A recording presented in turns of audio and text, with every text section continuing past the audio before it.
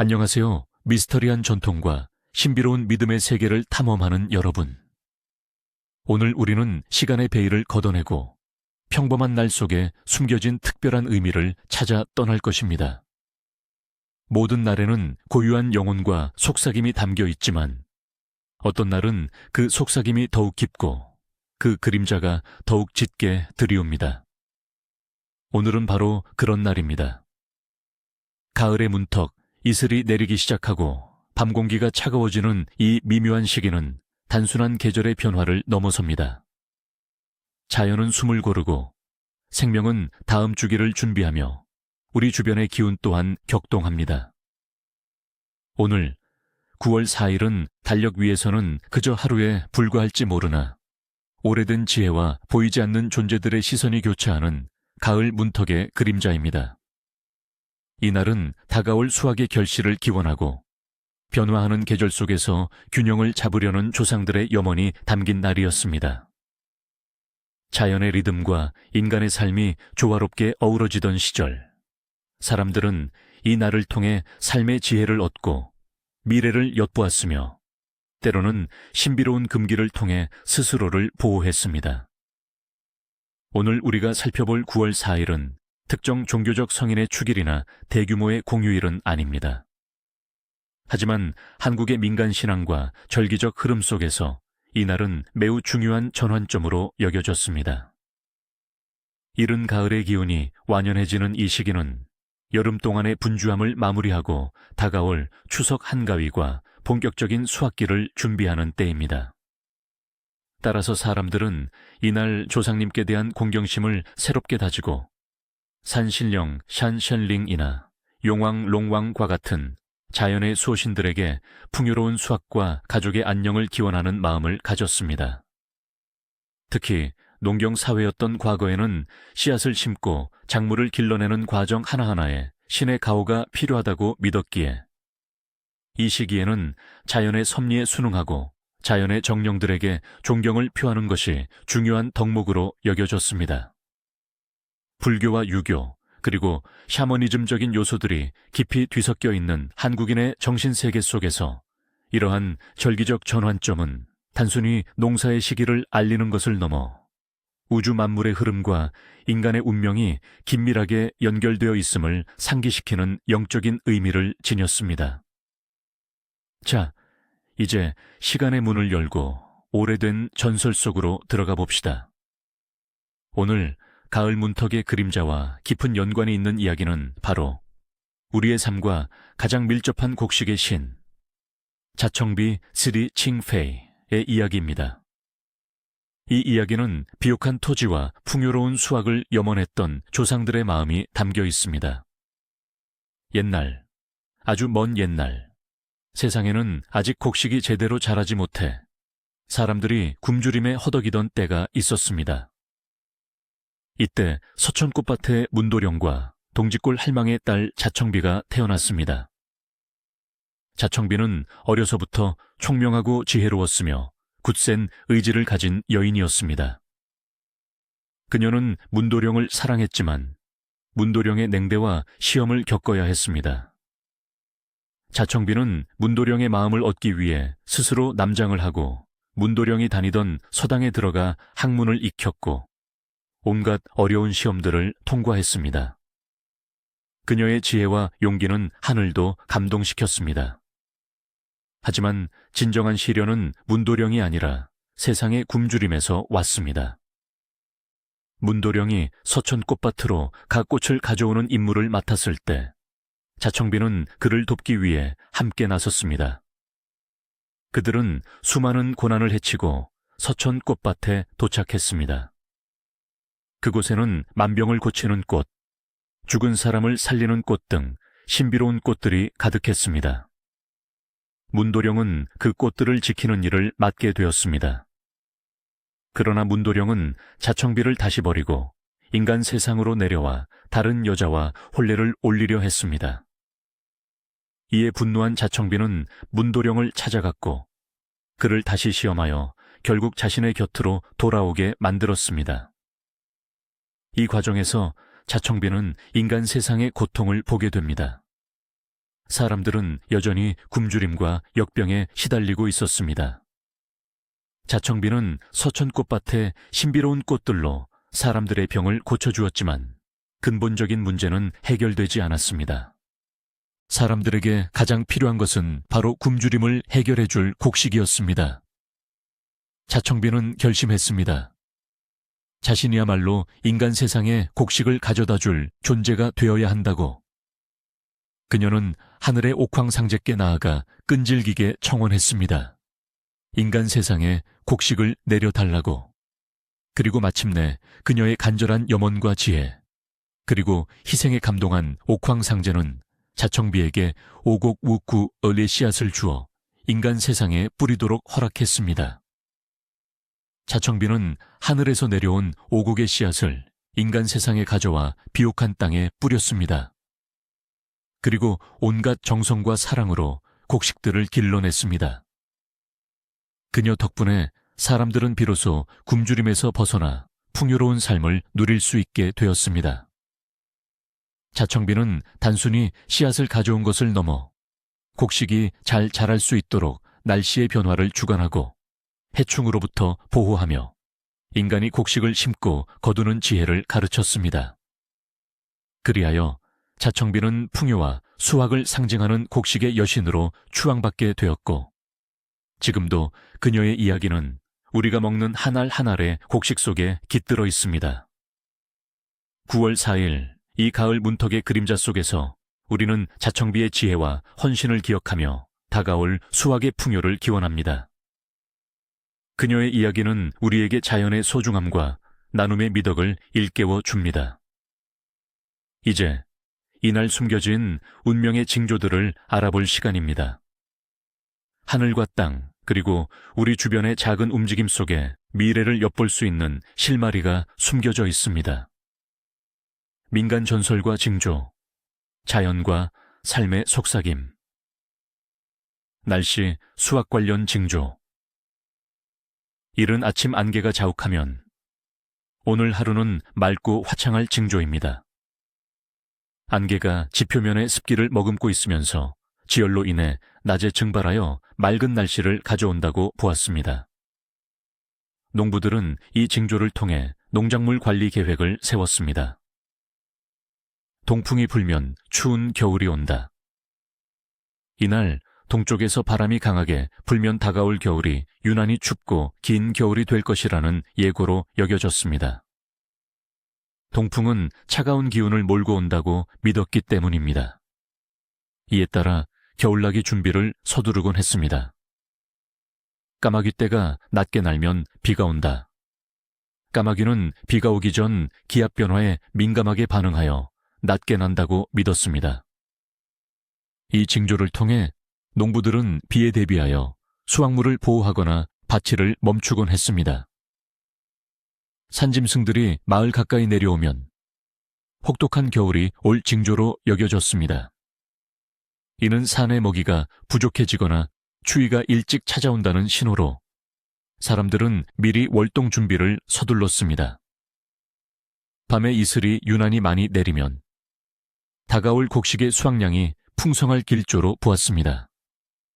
특히 백로바일루, 절기가 가까워지는 시기에 이슬은 생명의 무리자 결실을 맺게 하는 중요한 요소로 여겨졌습니다. 이슬이 풍요로워야 곡식이 촉촉하게 잘 연근다고 믿었기 때문입니다. 하늘에 얇고 높은 구름이 길게 늘어서면 앞으로 며칠간 좋은 날씨가 이어질 징조입니다. 이는 대기가 안정되어 있음을 의미하며 농작물 건조나 야외 활동에 좋은 소식으로 받아들여졌습니다. 공기에서 흙냄새가 진하게 나면 비가 내릴 징조입니다. 땅속에 습기가 올라오면서 흙냄새가 강해진다고 보았으며 농부들은 비를 기다리거나 대비했습니다. 일상, 금전 관련 징조. 아침에 처음 만난 사람이 웃는 얼굴이면 하루 종일 좋은 일이 생기고 재물운이 따를 길조로 여겨졌습니다. 이는 긍정적인 에너지를 받아들인다는 의미입니다. 식사 중 젓가락을 떨어뜨리면 식복, 실fu, 이 줄어들거나 가까운 미래에 좋지 않은 소식이 올 징조로 여겨졌습니다. 특히 밥을 먹는 행위는 생명 유지와 직결되므로 중요하게 생각했습니다. 새 물건을 깨뜨리면 새로운 시작이 불길하거나 가족 간에 다툼이 생길 징조로 보았습니다. 특히 유리나 도자기 같은 깨지기 쉬운 물건은 인간관계의 취약성을 상징하기도 했습니다. 오른손바닥이 가려우면 돈이 들어올 징조. 오른손은 주로 재물과 관련된 복을 상징합니다. 가려움은 그 복이 곧 찾아올 것이라는 신호로 해석되었습니다. 새벽에 까칫소리가 들리면 멀리서 반가운 손님이 찾아오거나 좋은 소식이 들려올 길조로 여겨졌습니다. 까치는 예로부터 좋은 소식을 가져다주는 새로 인식되었습니다. 이 밤의 꿈, 영혼의 메시지. 이 가을 문턱의 그림자 같은 날, 밤에 꾸는 꿈은 단순한 뇌의 활동이 아니라 잠재의식과 영적인 세계가 보내는 중요한 메시지일 수 있습니다. 이날의 꿈은 다가올 계절의 변화와 개인의 운명에 대한 통찰을 제공한다고 믿어졌습니다. 물이 나오는 꿈. 물은 생명, 변화, 재물을 상징합니다. 맑은 물이 넘쳐 흐르는 꿈은 재물과 명예가 따를 길몽이며, 깨끗한 물에 몸을 씻거나 마시는 꿈은 근심이 사라지고 행운이 찾아올 징조입니다. 반면 탁한 물이나 거친 파도를 보는 꿈은 어려움이나 갈등을 예고할 수 있으니 신중해야 합니다. 동물이 나오는 꿈. 어떤 동물이 나오는지에 따라 의미가 크게 달라집니다. 용, 호랑이, 돼지 등 길한 동물은 권력, 재물, 명예를 상징하며 큰 성공을 예고합니다. 특히 돼지 꿈은 횡재수를 의미하는 대표적인 길몽입니다. 뱀은 지혜나 재물을, 하지만 때로는 유혹이나 배신을 의미하기도 합니다. 작은 새들이 자유롭게 나는 꿈은 소망이 이루어질 징조입니다.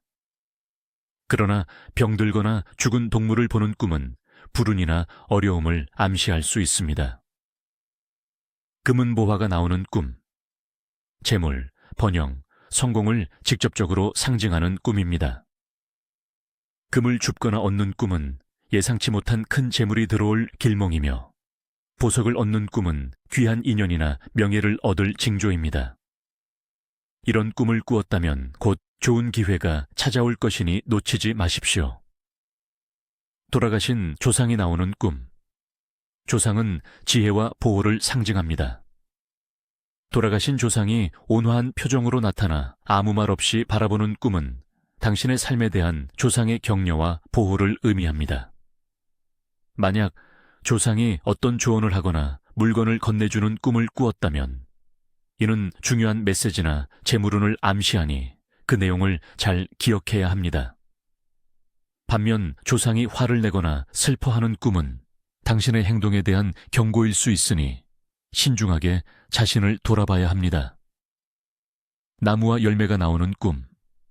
나무는 생명력, 성장, 뿌리를 상징하며 열매는 결실과 성과를 의미합니다. 튼튼하고 울창한 나무를 보는 꿈은 사업의 번창이나 건강한 삶을 나타냅니다. 특히 열매가 주렁주렁 열린 나무나 잘 익은 열매를 따는 꿈은 그동안의 노력이 결실을 맺고 큰 성공을 거둘 길몽입니다. 그러나 시들거나 마른 나무를 보는 꿈은 어려움이나 건강 문제를 암시할 수 있습니다. 이날 태어난 사람들, 가을 그림자의 아이들. 9월 4일에 태어난 이들은 가을 문턱의 그림자처럼 변화의 기운을 타고난 사람들입니다. 그들은 타고난 직관력과 유연성을 바탕으로 어떤 상황에서도 적응하는 뛰어난 능력을 지녔습니다. 이들은 본질적으로 섬세하고 감성적이며 주변 환경의 미묘한 변화를 누구보다도 빨리 알아차립니다. 마치 계절의 변화를 온몸으로 느끼듯 인간관계에서도 숨겨진 감정의 흐름을 잘 읽어냅니다. 이는 그들을 훌륭한 조언자나 중재자로 만듭니다. 그들의 성격은 사려 깊고 신중하여 섣불리 행동하지 않습니다. 어떤 결정을 내리기 전에 모든 가능성을 깊이 숙고하며 때로는 이로 인해 우유부단하게 보일 수도 있습니다. 하지만 이는 단순히 망설임이 아니라 모든 이에게 가장 좋은 결과를 가져오기 위한 깊은 배려와 통찰에서 비롯됩니다. 예술적인 감각과 뛰어난 공감 능력을 지니고 있어 문학, 음악, 미술 등 예술 분야에서 두각을 나타내거나 심리 상담, 교육 등 타인의 마음을 헤아리는 직업에서 큰 보람을 느낄 것입니다. 그들의 운명은 변화무쌍하지만 타고난 적응력 덕분에 어떤 시련도 지혜롭게 헤쳐나갑니다. 삶의 중요한 순간마다 새로운 기회나 예상치 못한 전환점을 맞이하지만 그들은 이러한 변화를 두려워하기보다 새로운 성장의 발판으로 삼습니다.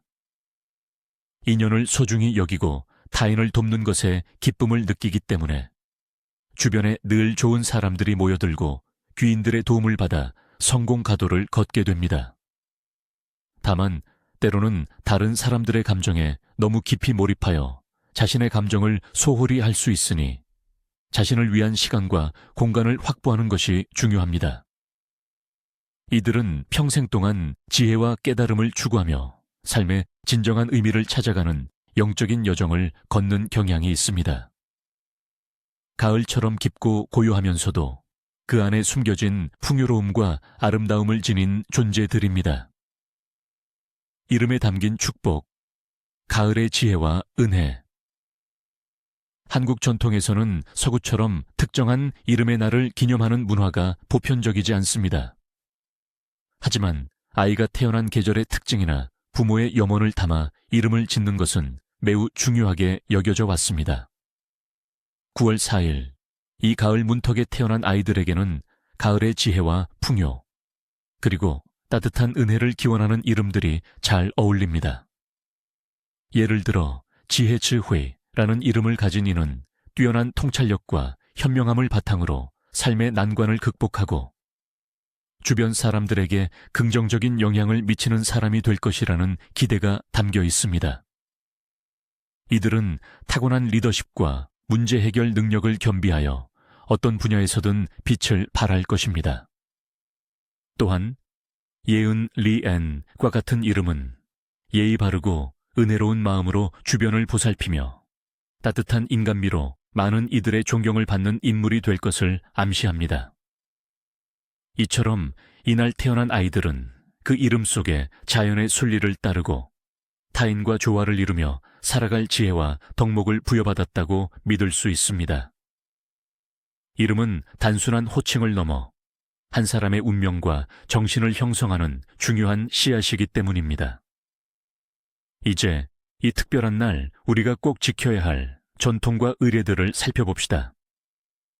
이 의례들은 단순한 행위를 넘어 자연과의 교감, 조상과의 소통, 그리고 우리 자신과의 화합을 의미합니다. 이날 해야 할 것들, 조화와 풍요를 위한 의례. 이 가을 문턱의 그림자 같은 날은 단순히 과거의 흔적을 쫓는 것이 아니라 다가올 미래를 위한 준비이자 현재의 삶을 풍요롭게 하는 지혜로운 의례들을 행하는 날입니다. 이 의례들은 우리의 마음을 정화하고 자연과 조화를 이루며 보이지 않는 존재들에게 존경을 표하는 중요한 통로가 됩니다. 1. 조상님께 이른 가을 인사 올리기, 차례상 준비. 목표. 다가올 추석을 앞두고 조상님께 이른 가을 인사를 올리고 가족의 건강과 안녕을 기원하며 풍요로운 수확을 위한 조상의 가호를 청합니다. 조상님과의 연결을 강화하고 가정의 뿌리를 다지는 중요한 의식입니다. 필요한 것. 깨끗한 천, 맑은 물, 조상님 위팔 혹은 사진, 향로, 간단한 제물, 제철 과일 1-2개, 정갈한 떡 1조각, 맑은 술 약간, 선택사항. 가장 중요한 것은 정성스러운 마음입니다. 시기 및 방법. 이른 아침, 해가 뜨기 전에 혹은 가족 모두가 모일 수 있는 시간에 집안의 가장 깨끗한 공간, 보통 거실이나 안방을 정돈합니다.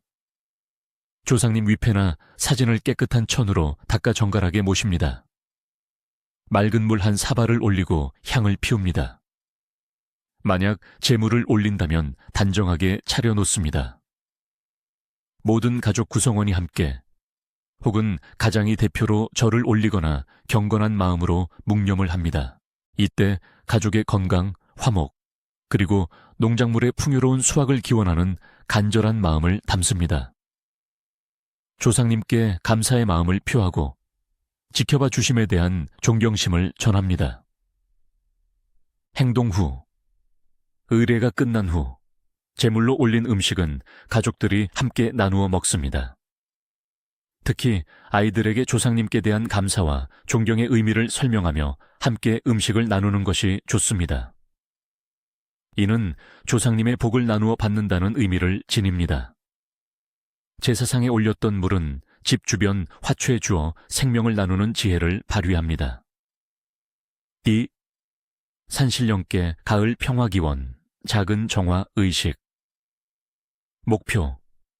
자연의 변화에 감사하고 다가올 수확기 동안 산신령께 농작물의 보호와 가족의 평화를 기원합니다. 또한 자연 속에서 자신을 정화하고 마음의 안정을 찾는 시간입니다.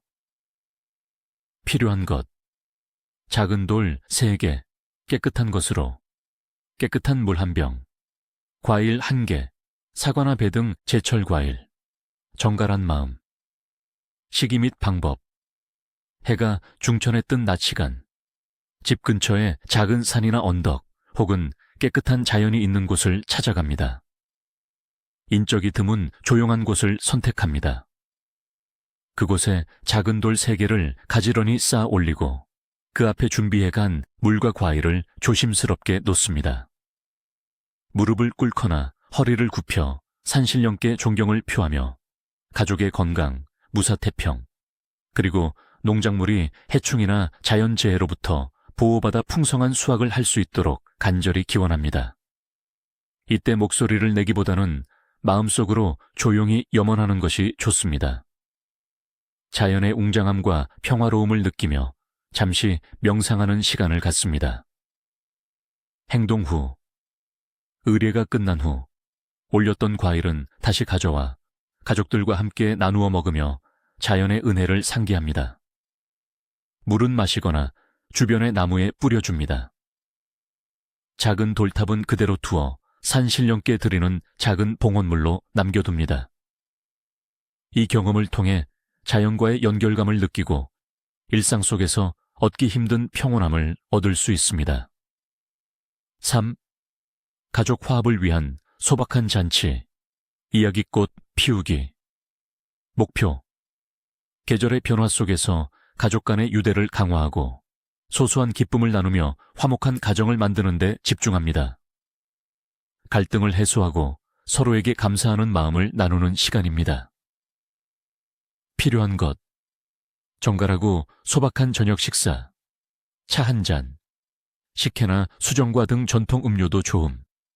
그리고 무엇보다 열린 마음과 진솔한 대화. 시기 및 방법. 저녁 식사 시간. 가족 모두가 함께 모여 식사를 합니다. 이날은 특히 제철 채소와 과일을 활용한 소박하고 건강한 음식을 준비하는 것이 좋습니다. 식사 후에는 온 가족이 모여 앉아 차를 마시며 대화를 나눕니다. 각자 한 해 동안 감사했던 일, 좋았던 순간, 그리고 서로에게 미안했던 일들을 솔직하게 이야기하며 마음을 나눕니다. 이 시간은 과거의 오해를 풀고 서로를 더 깊이 이해하는 기회가 됩니다. 스마트폰이나 TV는 잠시 꺼두고 온전히 가족 간의 교감에 집중합니다. 작은 전통놀이, 윷놀이, 고리 던지기 등을 함께하며 즐거운 시간을 보내는 것도 좋습니다. 행동 후, 가족 간의 유대감이 더욱 깊어지고 서로에 대한 이해와 사랑이 샘솟는 것을 느낄 수 있습니다. 이날의 따뜻한 추억은 앞으로 가족이 함께 헤쳐나갈 어려움 속에서도 큰 힘이 될 것입니다. 가족의 화합은 어떤 풍요보다도 값진 보물이기에 이 의례는 매우 중요합니다. 이날의 미식, 가을의 맛과 영양. 이 가을 문턱의 그림자 같은 날에는 자연이 선사하는 제철 식재료로 몸과 마음을 채우는 것이 중요합니다. 이는 단순한 식사를 넘어 자연의 에너지를 받아들이고 다가올 계절을 준비하는 현명한 방식입니다. 제철 채소와 나물. 이 시기에는 호박, 가지, 고구마 순, 다양한 버섯 등 가을의 기운을 담은 채소들이 풍부합니다. 이들을 활용하여 담백한 나물 요리나 볶음 요리를 만들어 먹으면 몸의 기운을 보하고 면역력을 높여줍니다. 특히 고구마 순은 섬유질이 풍부하여 소화를 돕고 가을 버섯은 깊은 향과 맛으로 식탁을 풍성하게 합니다. 조상들은 제철 식재료를 통해 자연의 순리를 따르고 건강을 유지하는 지혜를 실천했습니다. 풍성한 곡물 요리. 가을은 곡물의 계절입니다. 핵곡식이 나오기 시작하는 시기는 아니지만 여름 내내 길러진 곡물로 만든 요리는 영양과 기운을 북돋아 줍니다. 파티나 녹두를 넣어 만든 영양죽 죽희은 위장을 편안하게 하고 몸을 따뜻하게 해주어 환절기 건강관리에 특히 좋습니다. 또한 현미나 잡곡을 섞어 지은 밥은 가을의 정수를 담은 듯한 맛과 영양을 선사합니다. 이는 다가올 겨울을 위한 몸의 준비 과정이기도 합니다. 제철 과일. 이른 가을에는 달콤한 배, 아삭한 사과, 그리고 톡톡 터지는 단감 등이 나오기 시작합니다. 이들을 간식으로 먹거나 후식으로 즐기면 자연의 비타민과 당분을 섭취하여 활력을 얻을 수 있습니다. 특히 배는 기관지에 좋고 몸에 열을 내려주어 환절기 감기 예방에 도움이 됩니다. 과일을 깎아 조상님 상에 올리거나 가족들과 나누어 먹으며 자연의 은혜에 감사하는 마음을 가집니다. 전통. 식후에는 몸을 따뜻하게 해주는 전통차를 마십니다. 생강차, 대추차, 유자차 등은 혈액순환을 돕고 몸을 편안하게 해주어 가을밤의 평온함을 더해줍니다. 이 차 한 잔을 통해 하루의 피로를 풀고 내일을 위한 에너지를 충전합니다. 이처럼 이날의 음식은 단순한 끼니가 아니라 자연과의 교감이자 몸과 마음을 치유하는 의례적인 의미를 지닙니다. 제철 음식을 통해 계절의 변화를 온몸으로 느끼고 그 속에 담긴 조상들의 지혜를 되새기는 것이 중요합니다. 하지만 이 가을 문턱의 그림자 속에서는 조심해야 할 것들, 즉 금기들도 존재합니다. 이러한 금기들은 단순한 미신이 아니라 우리를 보호하고 조화로운 삶을 유지하기 위한 조상들의 깊은 지혜가 담겨 있습니다. 이를 어기면 좋지 않은 기운을 불러들이거나 예상치 못한 불운을 겪을 수 있다고 믿었습니다. 이날 엄격히 금지된 행위들, 그림자를 피하는 지혜. 오늘 9월 4일 가을 문턱의 그림자에는 특히 주의해야 할 금기들이 있습니다. 이 금기들은 단순한 제약을 넘어 자연과 인간, 영혼의 세계가 조화롭게 공존하기 위한 오래된 약속입니다. 이를 어기면 재앙이 따르거나 복이 달아난다고 믿어졌습니다. 1. 불필요한 논쟁이나 다툼. 이날은 특히 가족이나 지인들과의 사소한 다툼이나 언쟁을 피해야 합니다. 가을 문턱의 기운은 섬세하고 민감하여 부정적인 에너지가 쉽게 퍼져나갈 수 있습니다. 다툼은 가정의 화목을 깨뜨릴 뿐만 아니라 그 부정적인 기운이 오랫동안 집안에 머물러 불화와 불운을 초래할 수 있습니다. 조화로운 기운을 방해하면 다가올 수확기의 풍요로움도 멀어진다고 믿었습니다. D. 음식물 낭비. 특히 쌀이나 곡물 등 식량의 낭비는 엄격히 금지됩니다. 곡식은 하늘이 내린 신성한 선물이며 자청비 여신이 인간에게 가져다 준 생명의 원천입니다. 이를 함부로 버리거나 낭비하면 수확의 신들이 놓아여 다음 해의 농사를 망치게 하거나 집안에 가난과 결핍이 찾아올 수 있다고 믿었습니다. 한 알의 쌀에도 농부의 땀과 신의 축복이 깃들어 있다는 마음으로 소중히 다루어야 합니다. 3. 집안의 청결 소홀. 이날은 집안을 청결하게 유지하는 것이 매우 중요합니다. 지저분하고 어수선한 환경은 불운과 나쁜 기운을 불러들이는 통로가 됩니다. 특히 대문 앞이나 현관 등 집의 입구를 깨끗하게 정돈해야 합니다. 이는 좋은 기운이 집 안으로 들어오고 나쁜 기운이 머물지 않도록 하는 조상들의 지혜였습니다. 청결을 소홀히 하면 집안에 애군이 쌓이고 가족의 건강까지 해칠 수 있습니다. 4. 험담이나 뒷담화. 이날은 타인에 대한 험담이나 근거의 없는 소문을 퍼뜨리는 것을 삼가야 합니다. 말은 씨앗이 되어 현실로 나타날 수 있는 강력한 힘을 지니고 있습니다. 특히 가을 문턱은 변화의 기운이 강한 시기이므로 부정적인 말은 그대로 자신에게 되돌아와 인간관계를 망치거나 불필요한 구설수에 휘말리게 할 수 있습니다. 덕을 쌓는 마음으로 말과 행동을 조심해야 합니다. 5. 과도한 욕심이나 투기. 이날은 섣부른 투자나 과도한 욕심을 부리는 행위를 피해야 합니다. 가을 문턱은 수확을 준비하는 시기이지 새로운 씨앗을 뿌려 결과를 바라는 시기가 아닙니다. 무리한 욕심은 판단력을 흐리게 하여 큰 손실을 초래할 수 있으며 이로 인해 얻은 재물은 불운을 동반한다고 믿었습니다. 있는 것에 만족하고 현재에 감사하는 마음이 중요합니다. 6. 어두워진 후 머리카락이나 손톱 자르기. 해가 진 후 머리카락이나 손톱을 자르는 행위는 자신의 생명력과 기, 추위를 깎아내는 것으로 여겨졌습니다. 이는 건강을 해치거나 수명을 단축시킬 수 있다고 믿었으며 밤에 잘린 머리카락이나 손톱 조각이 악귀의 먹이가 되어 불운을 가져올 수 있다고도 생각했습니다. 해가 지기 전에 모든 정돈을 마치는 것이 좋습니다. 7. 큰 소음이나 자연을 해치는 행위. 특히 밤에 큰 소음을 내거나 자연을 훼손하는 행위는 산신령을 비롯한 자연의 정령들을 노하게 할 수 있습니다.